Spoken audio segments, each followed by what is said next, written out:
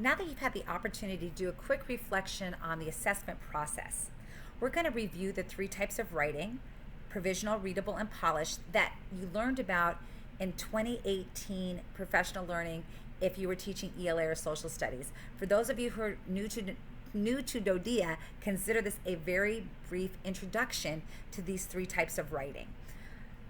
As a reminder, these three types of writing are an excellent way to teach content through skills, which is why the focus of this piece is learning through writing.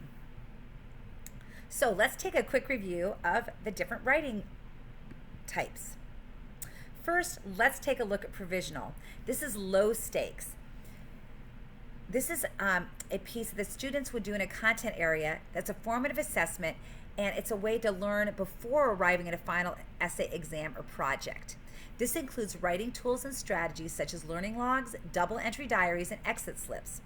All have the potential to form and develop student learning by helping content teachers and students to identify concepts that students already know or are struggling to understand, pinpoint skills that students have acquired or find difficult to master, determine the learning standards that students are or are not approaching yet, and make a plan for adjusting future instruction or academic support. These kinds of formative writing exercises can be graded or ungraded depending on what the teacher thinks at the time that this provisional writing is assigned and what the purpose of the provisional writing assignment is. Readable writing, low to mid stakes. It's writing tools and strategies such as on-demand writing, constructive response, or one-draft writing.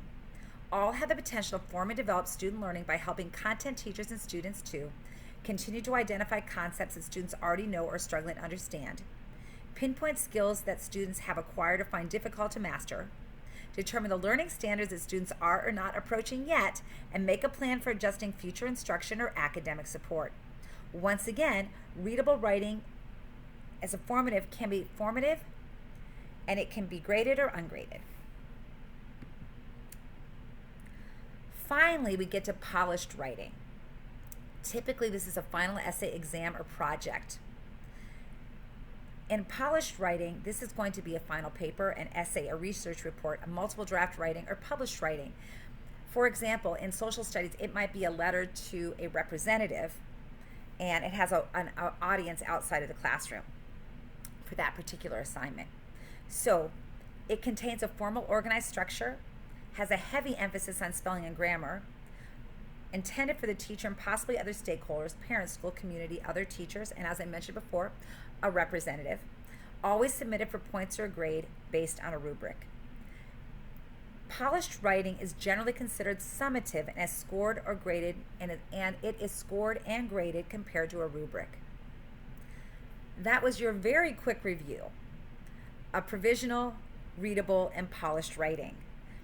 Thinking about this through the lens of content through skills, writing is that skill that's going to help our students get to the content that we want to know if they understand. Now let's return to the next assignment.